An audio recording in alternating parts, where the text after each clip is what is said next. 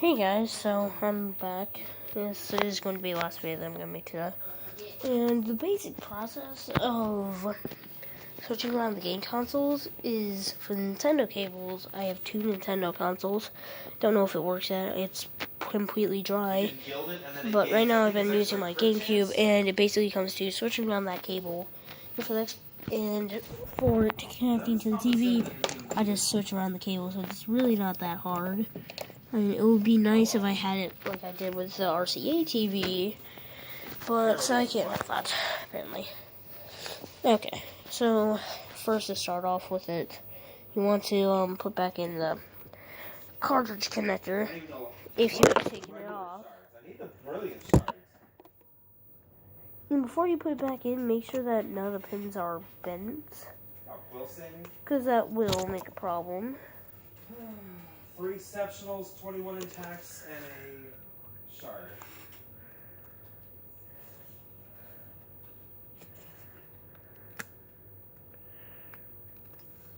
It's weird. Seems to be something that's on the back. Look at this. Just watch. Shit, I missed one somewhere. So I have both sides aligned, but something's keeping that side from going down. That is very weird. I wonder if I'm putting it on or possibly.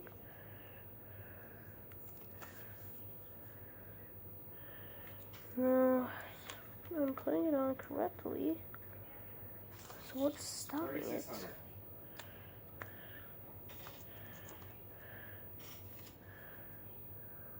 This is very weird.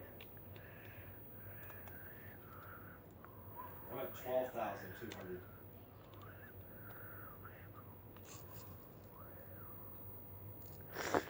What?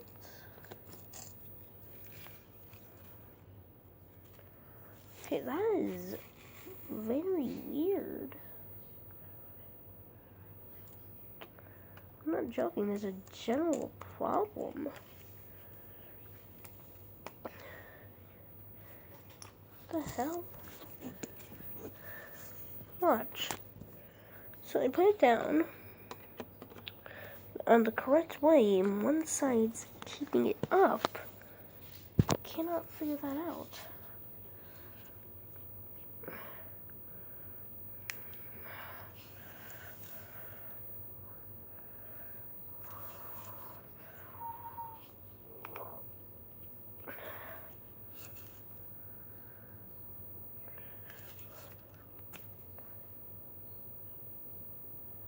I generally don't. Shit. Yeah, you remember the last video what I told you not to do? I just did it. Oh, shit. Yeah, I just bended my pins.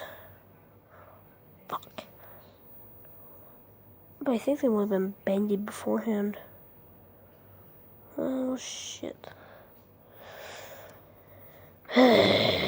Well, technically, the pin connector doesn't have anything to do with the power.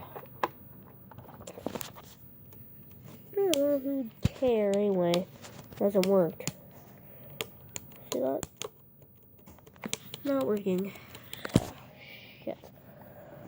Well, looks like this might be over for it. That is very unfortunate. Well, this still gives me a good way to talk about CRTs, yeah. So, I don't know how many people know this, but the basic architecture of a CRT is, well, again, it stretches out to the back, but also, CRTs, if I turn it off, you can kind of see vertical lines which is supposed to be there, but when you turn it back on, give it a second. It takes a few seconds for it to actually, boot up, but when you turn something on, you can kind of see lines just going down like that on most CRTs. Yeah. And actually, if you have a bunch of lights turned on around the CRT and have like a full screen, you can actually see the refresh line with the camera. Give it a second to load, which is very annoying. But if you look close enough, you will be able to see a line. A small black line just moving down the screen. Which sometimes it's hard to spot, sometimes it's easy to spot. But it's easiest when, a flash isn't on. Which the flash is on. But trust me, there is a black line moving down the screen every single time. And I've seen on some TVs, it's like the whole screen.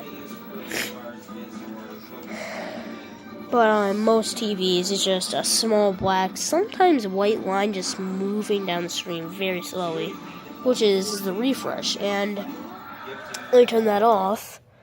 On newer TVs, older consoles, they'll have a delay time. Like, for instance, on my dead N64, if I was playing, for instance, Mario 64, then when I press A to jump, it's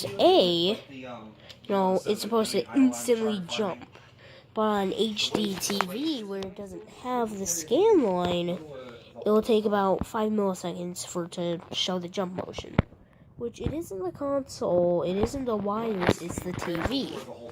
And when my N64 did actually work, when I pressed a Mario 64, it actually jumped on time. And it actually looked a lot better because, again, they are made for CRTs.